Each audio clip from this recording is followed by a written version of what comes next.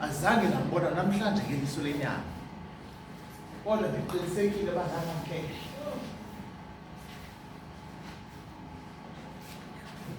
Ekumamkeleni kwam wangena ngaphakathi kwam, kwakho izinto ezitshintshayo empilweni yam ekufikeni kwakhe. Ndiyazazi umntu bendinguye noba bendingumntana engekafiki, kodwa ekufikeni kwakhe zatshintsha izinto. Kwakho izinto ezindiziva zithi ihlebile, ndava ubumnandi bokuvana naye. Andiyazi nale nto kuthiwa ndisisono ngoku, andazi nale nto kodwa sisijolo, andazi nale nto into right ne-wrong andiyazi, kodwa ndayifunda ngokuba lona ndimamkeleyo xa ndenza into ethile akayithandi ndiyeke, ndaqaphela sisoneso. Ekumamkeleni kwam ndafunda ukuncokola naye, ndincokola nomntu endingamaziyo.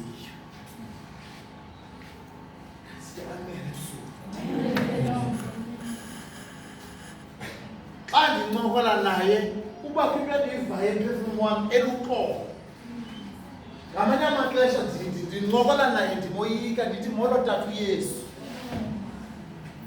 andindibhutela kumntu orayi. Ngamanye amaxesha ndifika sekhona erumini yam, ibe ndimolethi kudala emlindile. Lo mntu ndamamkelayo unobubele.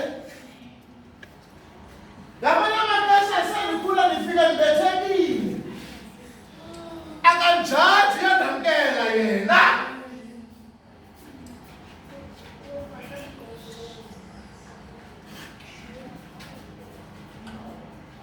Ngamanye amaxesha ndifika kumnandi, ndivuyele kuye, sonwabe sobabili. Ngoba bakhona abantu abangenabantu bovuma, bathi bayovuya kubo, lo mntu avuya kuye asikambonele. Andiyokho ubuhlungu zandikhala kubo. Molweni loo mntu ndingamaziyo waba sisihlobo sam. Eyona nto uThixo ayiyo sisihlobo.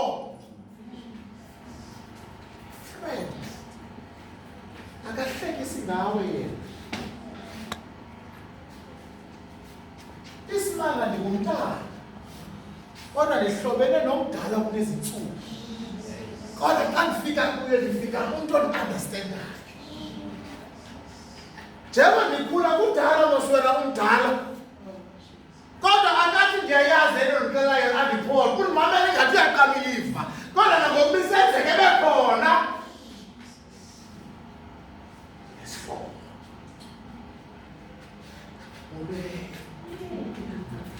Kanti ndifumene esona sihlobo ndakwethu, umkhokheli ongasoze andishiye. Ngulo ndizokuintrodusa.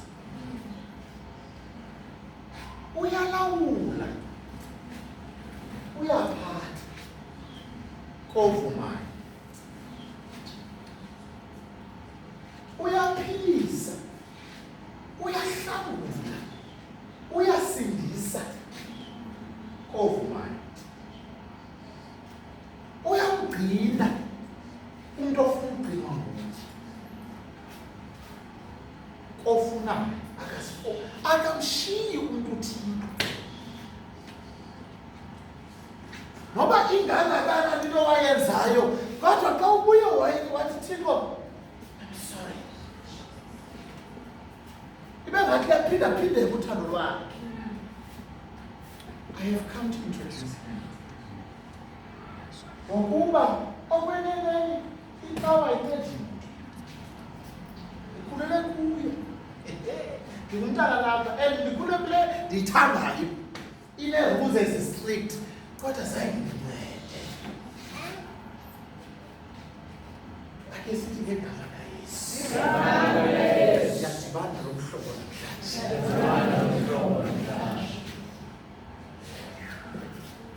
Ndahlangana nomoya ingcwele, mama umenzele.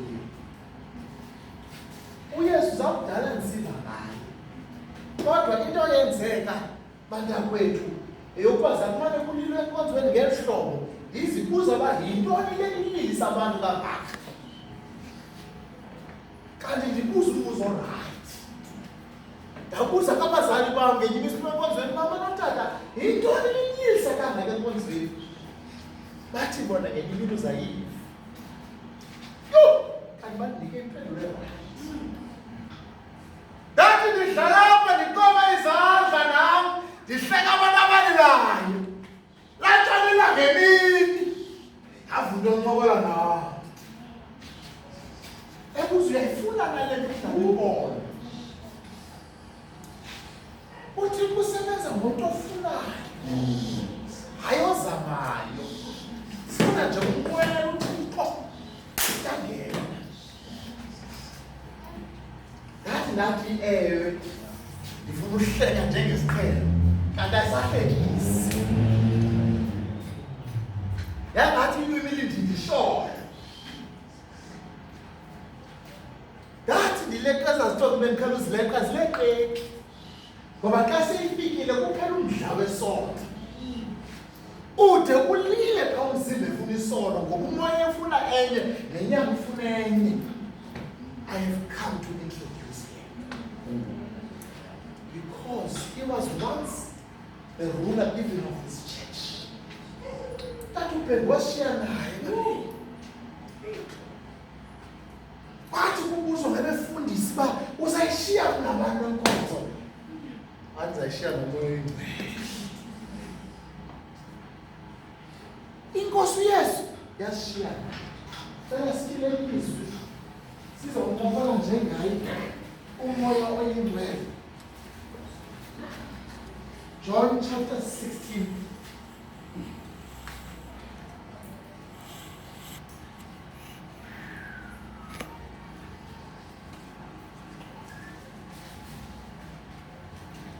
John chapter 15, verse 12. Mamela, sincokole nje ngokufutshane sizodlula. Sade bazisive kakuhle bekuthetha ngelizwi ne? Okanye ngolizwi. Saqengeleka intsuku kwaza manje sathetha ngomoya. Babe simamele besithi Sunday ilizwi lilandela umoya. Nomoya olandela ulizwi. Sathi izolo bethe uthi behlele ezulwini. Uthixo uzithanda. Kwalo emhlabeni kusenyanyeni. Kodwa sikhona lesisiko zange sikwazi ukuhlala ezulwini. Xa sibona isimo sasemhlabeni. Ngoba siyayazi ukuba umoya oyingcwele zayingaziwa andiqondi uThixo ngayethethile. Kodwa iBhayibhile lithi wathi wahamba uThixo phezu kwenzonzolila. Wathi uThixo wavula umlomo wathetha. Wathi lokuthetha wathi makube kukhanya. Kwakhanya. Nakwimpilo kaYesu uphila i-30 years emhlabeni. uYesu ungavakali ukuthetha kukaThixo. Kodwa mhla kwahlihobe phezulu. Lihla phezu koYesu. Sivuthixo sekaluthetha.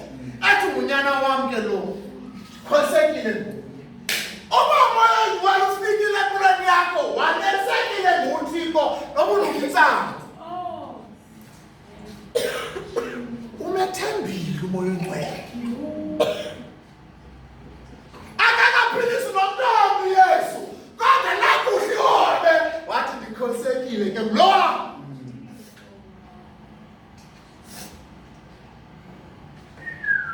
Moya washiya izwi. Mamela uThixo elapha emhlabeni uthi ku-Abraham ukhona ozemva kwami.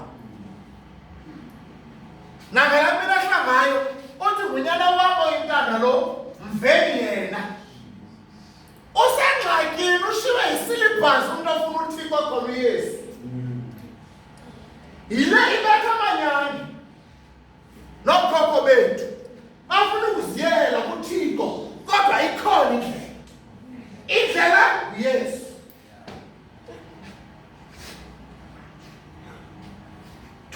Wathi uYesu ngiyahamba.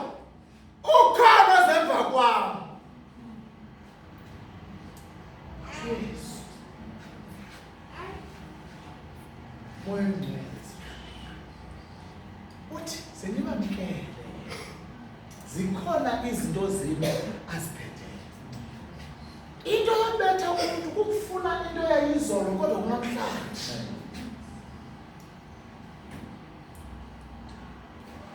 Umuntu ohamba ngehashi sinemoto usengxakini. Uzawufika ngendawo sifika kuyo kodwa uyafika sebetheke gqithi. Alikesha lekamoya oyingcwele. Uvunyiwe ngamaZulu. Awukwazi nothatha umnikelo kule nkosi seyiyo ungazange wahlelwa. Siyamuva usilisiwe. Siyamuva uYesu ungenile. Wake wahlelwa namhlanje. Kambe xa usazana naye awufuni nokuthi ufefe ungagqibele njalo umva. Xa somazi yena awukho nokwazi uYesu ukuthi uvuke ekuseni uyavuthaphuza. Uphi moya ingcwele ndiyavuka ngoku. Awulala ebusuku ukhona ndiyalala.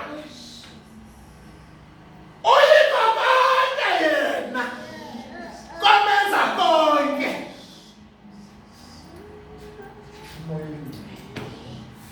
uYesu wafa wakhona emthini ukuze sikwazi ukumamkela. Ebeyazi moya ngcwele uYesu akanahlala endaweni emdaka. Umoya ongcwele osingcwalisayo ukuze uYesu ahlale. Hayibo, amen. Uyakufika yena ufika ungcole gqithi ukhohlakele unenzondo zakho. Avese kahlala kwakuwe ngaphakathi. Ikhona yonke lento ayikatshintshi mase. Kodwa nje behleli kuwe uyazibona manje ngiyitshintshi. Ansakwazi ukuthuka ngoku. Utheni? Bathando. Lento ayikwazi ukukhupha intombi esifubeni somfana. Besingathethi ngazibona kule nkonzo omncane. Kodwa besifika nje ngoba sihamba naye. Uyawusholo ngoba nekuseni ulele kuJobe. Akunothi kuba phakathi. Othi iza nomthwalo wakho. Kodwa ngiyamcela yena. Ubani? Moya. Kalifunde lesiswazi. Siyafunda kuncwadi kaYohane chapter 16 verse 1. 16 chapter 16 verse 10. Chapter 16 Verse 12. Verse 12. Yeah. In fact, they are staying 13 to my address. Yes. Athe wafika yena umoya wenyaniso. Yo. Uya kunikhokelela kuyo yonke inyaniso. Yo. Kuba engayikuthatha okuphuma kuye. Oh. Uya kuthatha izinto athe waziva. Andibikele izinto ezizayo. Sicela uthanda zithatha umfundisi.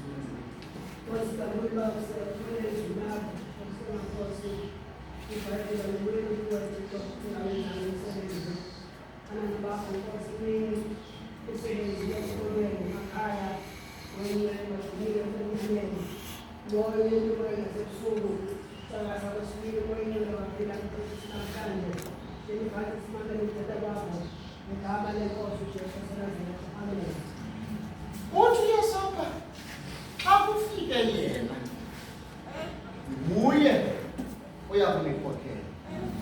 Umbuzo wam, umuntu ongenamoya ongcwele ukhokhelwa ngubani?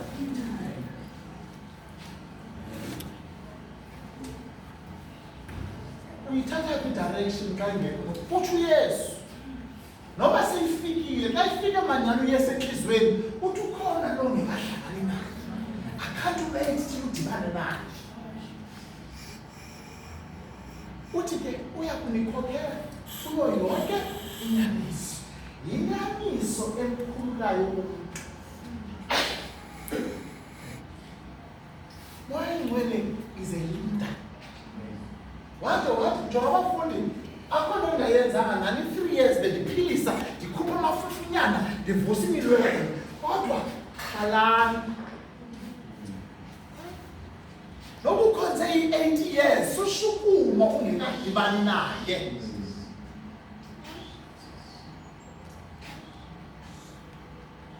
ukhona ukwazi uyenza ahlangana ngomoya oyingcwele apho ahle khona yasonga ihlabathi ibe ngaphi.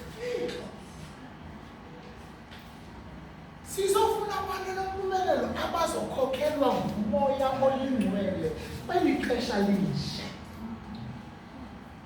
Uthi ayifikile yena uyakunikhokhela kuyo yonke inaniso. Ukhona uYesu a-excited ngokuza kwakhe. Ake sithi amen. Amen. 2, uyafika umoya oyingcwele. Awuvezi ukuthi gqi. Jonga, ndithi ndadibana naye mos thina naye. Sahlobana. Sancokola. Kodwa amandla akhe zodibana nawo apha enompumelelo ngo-2012. Ithi iBhayibhile uyakuba nani kodwa ufuna uba kum. Ngoba noba sehamba nawo ufuna ukwamkelwa ukuze ukwazi usebenza. Ikuze kungafundi. Uthe wawuvuka emangcwabeni wasondela wathi uyamkelana umoya oyingcwele. Kodwa noba nimamkele indala. Ukhona umoya oyingcwele lo uhamba naye. Lo ungamkele uba hambani kuwo. Kodwa xa somfuna ngene ngaphakathi wenza le nto umntana kaTata umfundisi uyomzilela. Uyomlambela. Uyomkhangela. Khona into engekayiva.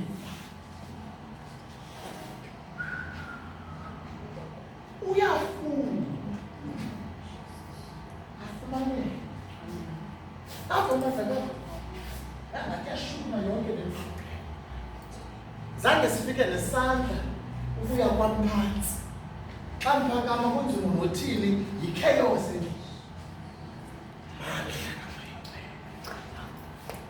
Ngoba umoya oyingcwele unento kuthiwa yi-anointing.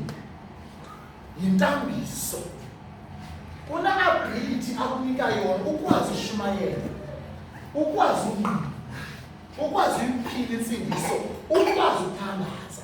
Akukho nto okwazi uyenza evangelini ngawakho amandla nangeyakho ingqondo.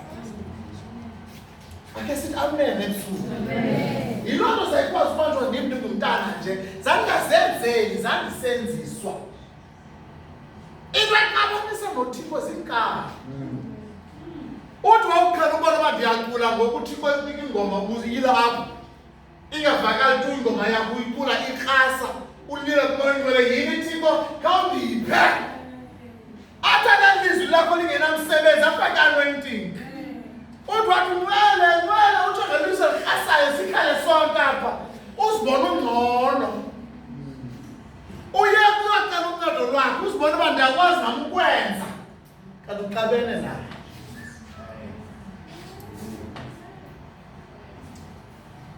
Ubani bantu? Uyathetha ke umoya oyingcwele. Jonga ixesha lakho. So uthi ke uYesu kayifundele le verse uthini uYesu funda? Xa ke athe wafika yena umoya wenyaniso. Uya kunikhokelela Jonga, sozamkhathe yena. Noba ndishumayela ndibhakabhaka, into endithethileyo uyoyiqinisekisa ngaye. Uyakwazi ukuthi ndishumayela athi hayi ayikho. Athi thatha le. Thatha le. Uhamba ngaye. Unakona kuphephisa kuzo. Uthi uyongena kulaa ntente ucinga uyozi athi umoya wasukuya kule ntente. He guides you. He leads you. Sometimes men and women better than the cheat. What is that? Peace. Mna ndizothetha into ebese ithethile kakade kodwa ithethe ngendlela ubungayiva ngayo. Njengoba ndithethe ikhona lokwethi amen. Uye. Umoya. Hlala sisi. Kuba engayikuthetha okuphuma kuye. Oh. Uyakuthetha izinto athe waziva. Abesithi umoya oyingcwele uyathetha. Yonke into ayithethayo udownload emazulwini. Jonga xa uthandaza nento besithandaza ngalo ne ufaka zonke irequest zakho. Thixo ngicela imoto. Thixo ndibabale, Thixo ndiphilise. Ayizovele siphise nge-matrix. Ukhona lona bathi Thixo umvile. Athathe ezi zinto. Athathe ezi zinto. Uyoza nazo. Jonga, akazofika ephethe imoto. Uzawube sikathi ambonke igaraji. Bafuna umntwana bathi ambothenga amanapki. Yabona le thatha. Bawufuna umsebenzi. Utusiya kanti sekulungiselele phambili. Ubani bangcwele? Impendulo zakho zikuye.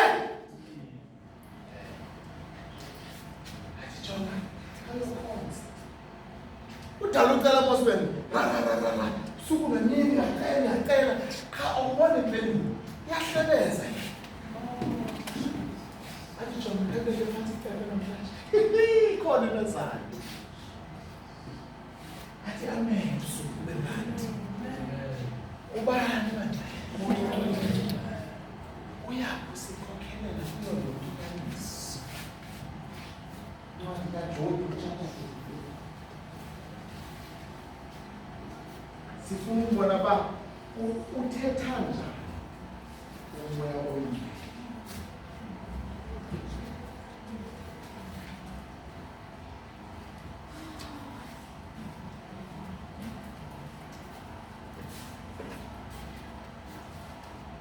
Incwadi kaJobe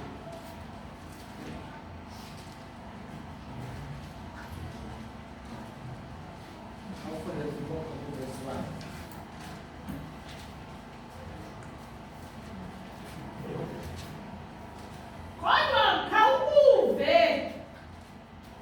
Khawukuve Yobi ukuthetha kwami. Uwabekela indlebe amazwi ami. Khawubone, ngiwuvulile umlomo wami. Luyathetha ulwimi lwami. Ekuhlambuleni lami. Letter 9.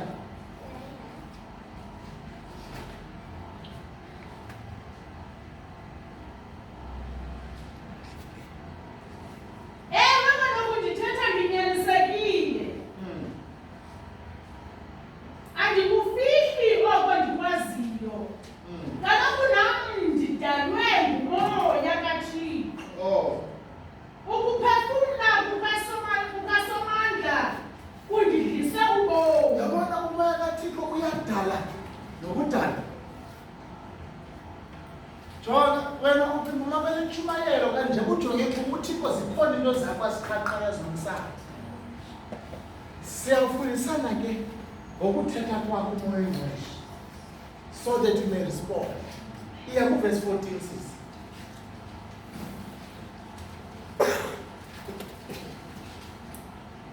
Verse 14. Yes. Kaloku uThixo uthetha nomntu ngandlela zonke. uThixo uthetha nomntu ngazo zonke indlela. When you are given ngumntu lo uthi izophoma izandla kanti senguThixo uthetha ngumntu. Then you don't think nomsebenzi yophoma izandla kanti kuncedakala kwakho. Uyamanyelwa uThixo ngandlela zonke athetha ngazo. Kambe yena umuntu akahoyi. Nathena ngqaki. Uba ngathetha uThixo umuntu akahoyi. Any version ithi umuntu akakhathali. Zange bayibona into esikuyo bamfundisa ifuna iverse every Sunday kodwa sihoyi. Akho nomnye umuntu oyojonga ba ithini le verse. Shona yena uThixo athetha utamezile every day umuntu akahoyi. Uthetha njani uThixo sisi? Kanti hayi ngendlela enye uThixo uyathetha. Nangezimbini ke, nangezimbini. Akukhathali. Nansi yona ngxaki yomuntu. Ungakhathali, ungahoyi, ayisuka manje. Iyabhuda la mfana kufikele pha. Hayi esikhathini.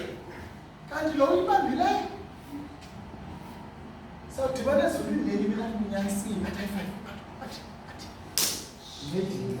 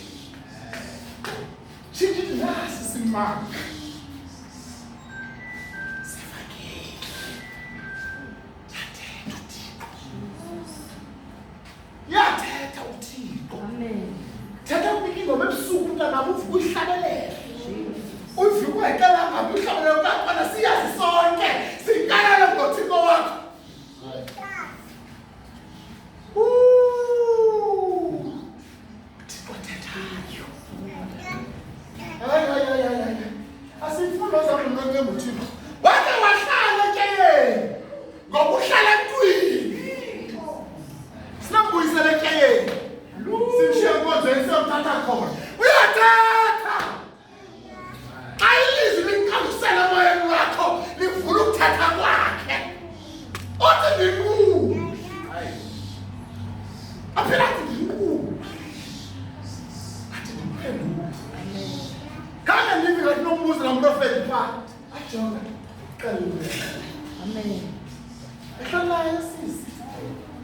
uthetha kaThixo.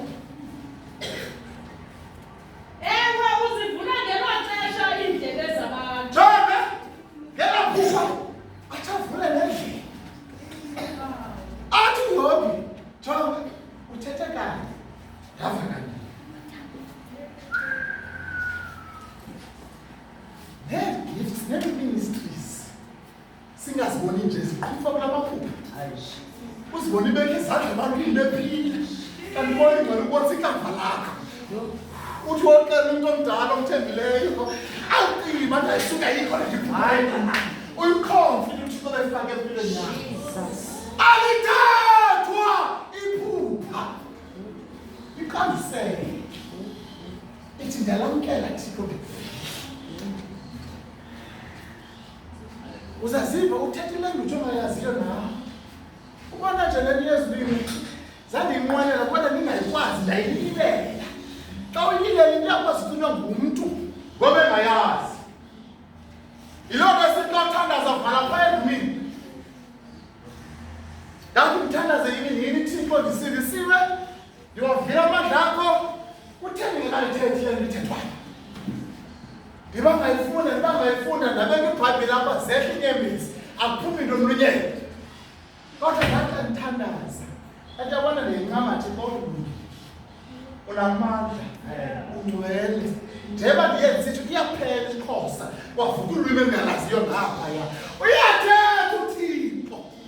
Uthi nobani na ongaceli into ngegama lakhe uyayenza.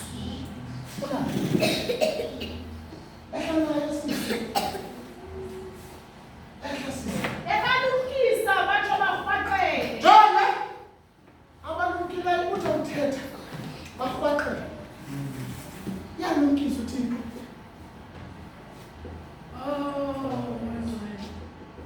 From the beginning of time, zange bafundiswe ngumntu waDanyeli. Nonamkelezana inkosi yathi yakubamba iphupha yathi bizana abantu man. Funa ulazi elithe ntando. Jonga asifumise yakho. Kodwa sinothixo othethayo ngendlela zonke. Vele qhelekanga indlela onguthixo yena sikabantu. Kodwa wathi wathi ukubona xa ubaleka ungadina. Nokungabaleka uthina udinga tu. Xa uphupha kwazi ukuphupha ithetha ngeChina. Lithetha isiChina. Naliva kodwa ithini kodwa lithetha isiChina. Ayizozwini nalezo bangani. Kaloku naxa uinterpreta ingqondo yakho ngeni ndawo. Ubesithi uthi uThixo. Imoya wakho ungena la ithethwa pha endibe yiyo. Indlela yakho uzibonakalisa. Yathetha uthi xesha nayo sisi. Ethetha nje ke uthintela ukona. Okay, unqandisole. Unqanda umuntu angasigwagwisi. Eke. Ukhusela umphefumulo womuntu engcwabeni. Yo. Akuhlangule kwintshabalalo yerhele. Yamvela umuntu ongemvayo uThixo kayithethe. Ngathi ndisiya kwe-2023. First uvulo. Kethuke imoto yami yavesikhathi. Yaqala umoya. Akho mama. Akho tata. Akho vesi. Kodwa wathi wokumathi ngegama kaYesu. Njebironi ngegama kaYesu. Ngegama kaYesu. Yayoma mina. Ndaphuma ngenasiplash. Ihlanjulwe ekufeni. Ukumamela.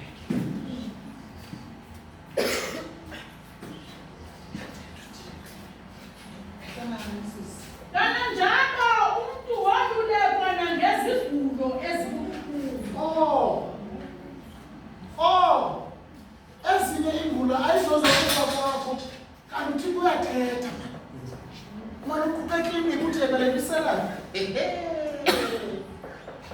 Akunqanda uThixo. Ukumvuta xa sisho nje uyeka kuphila kaXoli uzafika first kaJanuwari ngenkonzweni. Abanye bayafa kodwa wena ufi. Thetha kaThixo. Hlanayo sisi. Akhanjwe zingqaqambo emzimbeni. Yenzekile naleyo 2024. Ngathana nonkosikazi. Sisu sonke. Ichile ngamanzi. Kodwa zangiqala ukuthandaza kuyosa. Njengoba ndimncina nje ngithetha noThixo. Asingabantu bokufa thina. Singabantu ngaphambi kokunqanda sitsho nakasicula mfundisi sithi noba unqanda ngentsikelelo mna ndakubonga laphaya batala ndiba kabuhlungu kunoba ndifele esonweni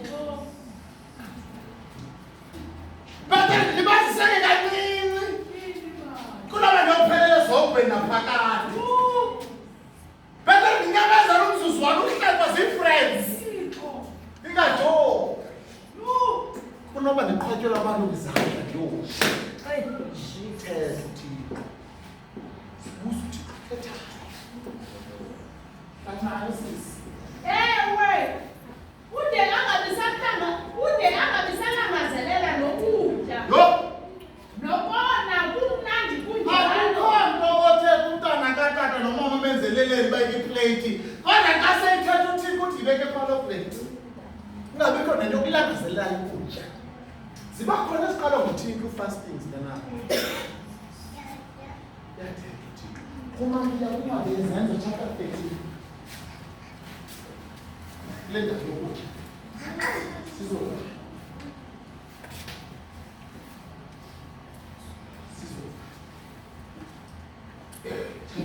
yes Verse 1. okay Yekaloku ebandleni lase-Antiyokhe kwakukho abashumayeli nabefundisi. mhlawumbi xa siphinde sinethuba sayithetha uba kwaaba bashumayeli kwenye ibhayibhile abaprofeti teachers it says gift of the Holy Spirit ikwanguye lozinikeza ezi ewe bahlanu abantu uBhanaba, one uSimoni, ekwakusithiwa ngumnyamana, eke uLukiyo Yes. waseKirene, uManayeni, owayekhuliswe noHerode iFuleli, kunye noSawule. okay bayi-5 aba bantu zabe senza ntoni sisi Ekuyikhonzeni kwabo inkosi, 1 bayakhonza bezila ukutya. 2 bazilile kwathini Umoya oyingcwele, ubani sisi wami umoya ubani sisi wami umoya oyingcwele, wathi kuwo, uyathetha umoya oyingcwele nomlomo oyingcwele ngumntu oyingcwele ayithi ikuthini ayithi yes uyathi kodwa sitabonisa ndaba umbone yathi inkosi ikhulu kodwa akuthi umoya oyingcwele wathini ndiphetheleni uBhanaba noSawule, ndiphetheleni uBhanaba noSawule, ukuze benze umsebenzi ngoba endibabizele esuthimba umoya oyingcwele kule ndawo wave sikavakalisi wathi ndiphetheleni wathetha ngomprofeti bamqaphela ngumoya oyingcwele othetha wathobela uPawulos yiloo nto ke sinevesi ezindala zebhayibhile ukuthobela angenza nto uthixo ngokuyimpumelelo kwangaba kwabantu abakho abamthobelayo andifuna umva uthixo ethetha nani andifuna umva uthixo ethetha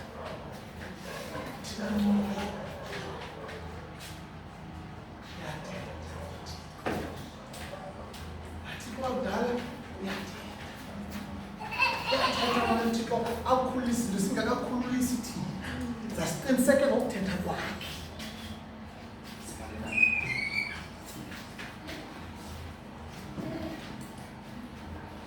mandilive izwi lakho lelebe zango siya thetha nami thetha nami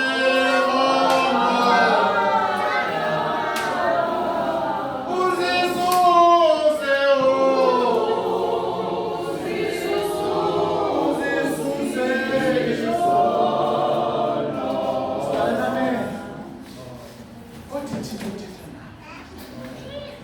ndiyakunika ingqondo yam ndiyohlukana thixo ndiphambane uthetha kwakho ndikuva uthetha kwakho ndiyafuna ukuva ndiyafuna ukunqandwa ndiyafuna ulungiswa nguwe ndiyafuna ukuthobela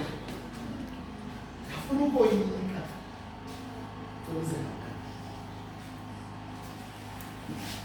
ebize ngaphandle thetha nami thetha nesimo sempilo yami thetha nobomi bami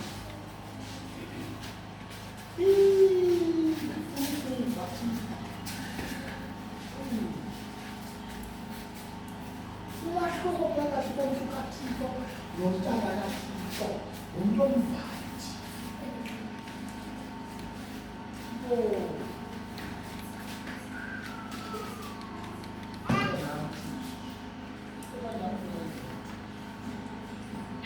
yazi ibhizi inhliziyo yami ibhizi ingqondo yami